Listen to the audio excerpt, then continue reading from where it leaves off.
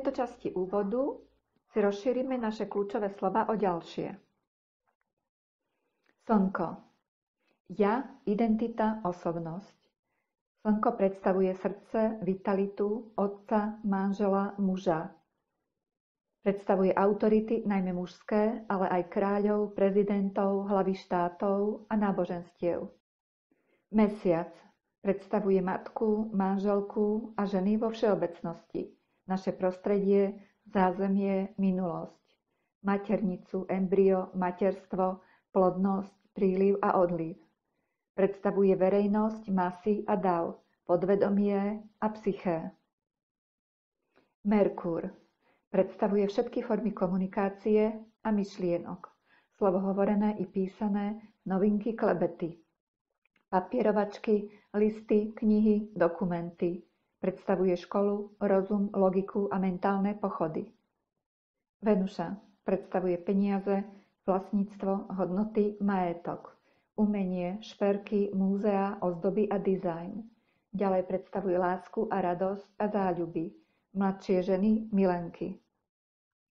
Jupiter. Jupiter je vodcom našich životov. Je planétou rastu, úspechu, prekonávania prekážok. Ukazuje nám naše smerovanie v živote, našu cestu. Ďalšia planéta v poradí nám zase ukazuje terén, ktorým sa pohybujeme. Saturn. Saturn predstavuje limity a obmedzenia, hranice, mantinely a prekážky. Ďalej predstavuje budovy, základy, kostru a zuby, nehnuteľnosti, zákony a pravidlá, organizácie, korporácie, ale aj chod času a našu inkarnáciu. Neptún. To je súcit, objatie, prijatie, láska, jednota, oceán, more, hudba a film, fotografie, obrazy, ale aj halucinácie, alkohol, únik z reality, rozpustenie vecí a štruktúr. Pluto. Pluto predstavuje hlboké zmeny, transformáciu, extrémy a našu zraniteľnosť. Je to okultizmus, tajomstvá, hroby, vyšetrovanie, výskum, moc. Ďalej politika, sex a smrť. V tejto časti si rozšírime naše poznatky o ďalšie kľúčové slová popisujúce energiu planét. Slnko predstavuje všetkých a všetko. Je to nekonečný proces v živote, naše žitie, bytie, tvorenie a ničenie v jednom, večný výbuch prírody zvaný ticho. Je to vedomá myšlienková realizácia môjho ja. Je to vôľa žiť, objektivita, muž, mužnosť, mladé autority. Je to náš otec, kráľ, šéf, úradník. Zároveň vitalita, fyzické telo, elán a životné zdravie. Je to náš hrdina a sila nášho srdca. Individualita, osobnosť a individuálne dosiahnutie. Mesiac, podpora a city. Mesiac predstavuje plodné materstvo, čiže našu matku, narodenie, ženský princíp, lono, ženskosť, ženu. Je to jingové prijímanie nášho bytia. Sú to emócie, nálady a pocity. Je to o našej psychike a o duši. Je to o podpore, o staraní sa, o podpornom asistujúcom prostredí, ale zároveň aj o minulosti, o deťoch, o našej pamäti, o našom detstve, o našom vnútornom ja. Predstavuje mladších ľudí, všetko podvedomé a podvedomie, našu subjektivitu, ale aj verejnú audienciu. Merkur, komunikácia.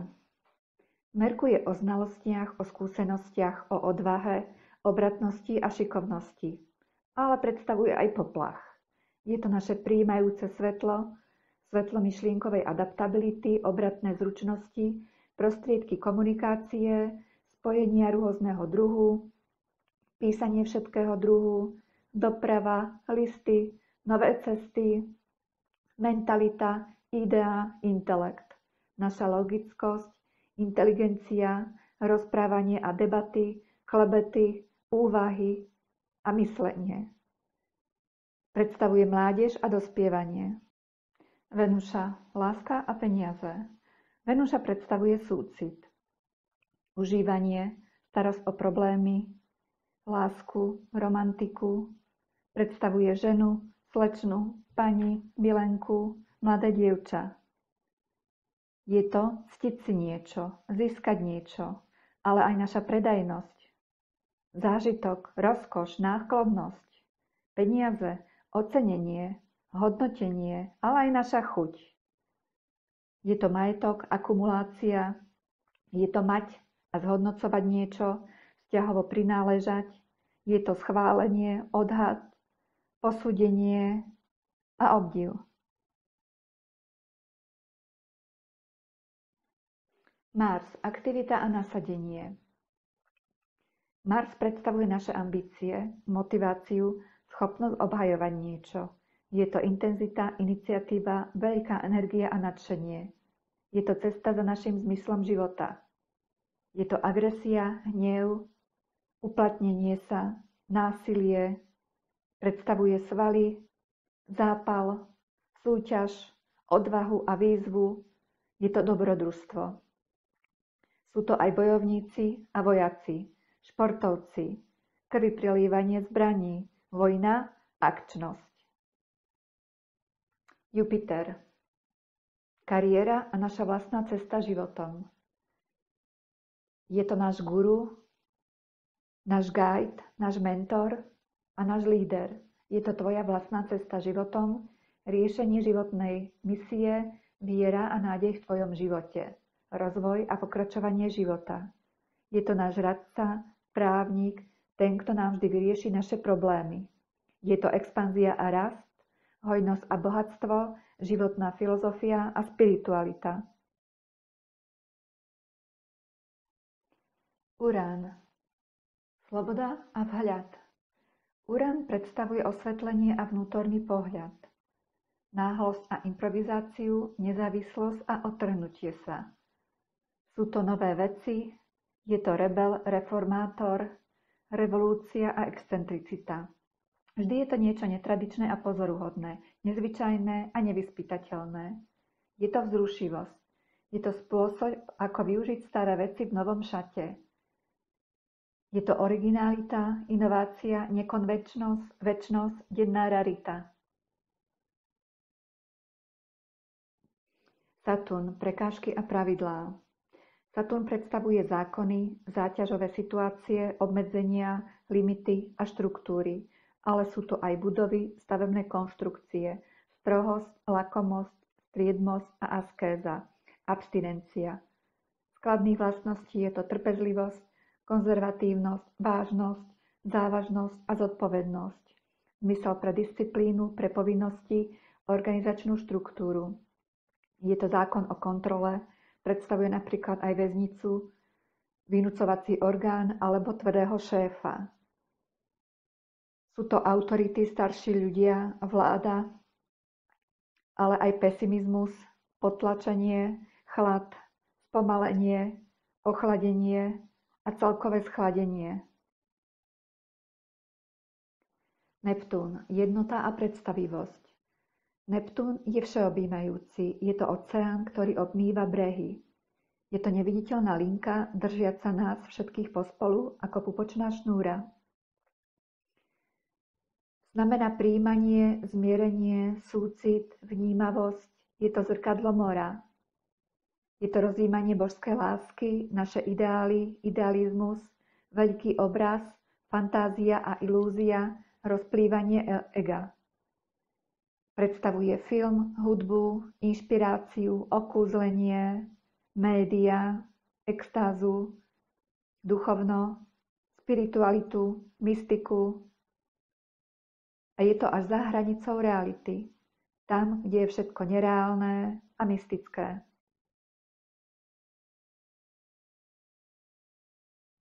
Pluto. Nedotklivosť a kontrola. Pluto je veľmi veľká sila. Je to transformácia a konverzia. Robí premeny, omladzuje, transmutuje, napríklad plastické operácie. Je to očista, znovuzrodenie, regenerácia a reinkarnácia, smrť ako vlastná transformácia. Predstavuje politiku, rôzne nútené spojenia, sexuálnu energiu, diktatúru. Je to dominantná sila, zároveň hrubá, tyranská, masová. Je to veľký vplyv. Je to chvíľka pominuteľnosti. Je to všetko nutkavé, okultné, posadnuté a tajomné. Je to kolektívne podvedomie a citlivosť celej hĺbky podvedomia.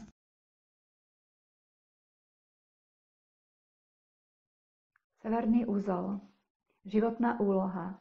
Je to kľúč k rastu a úspechu v tvojom živote, tam, kde nájdeš životné šťastie. Predstavuje kľúč ku vzťahom, spojenecké aliancie, združenia, pokrvné väzby, príbuzných, kontakty, kariéru, karmu. Je to cesta po objave. Je to náš guru.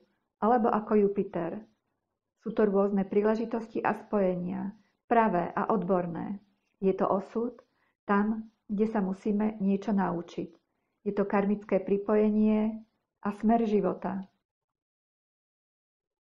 Ascendent. Ako vyzerám navonok? Ako sa javím vonkajšiemu svetu? Aká je moja osobnosť a individualita? Je to o tom, ako ťa iní vidia? Je to to, čo nás robí individuálnym? Je to atmosféra okolo nás, naše vlastnosti, naša osobnosť, osobný štýl znakov, fyzická schránka. Midheaven ako stred nebies, ktorý predstavuje management. Midheaven je to spôsob, ako vidíš svet. Je to naša praktická vízia, kapacita pre riadenie. Je to príležitosť pre uplatnenie svojho talentu.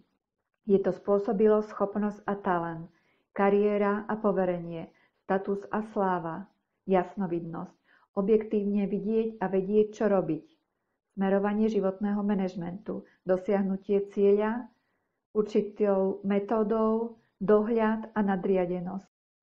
Vertex ako osud a zvrat. Toto je to, čo nám hovorí, kde alebo ako je človek zasiahnutý osudom, nevyhnutným zvratom. Nedá sa tomu vyhnúť. Môžu ťa vonkajší iní ľudia atakovať, vyzvať k zmene. Je to ako vriaci kotol.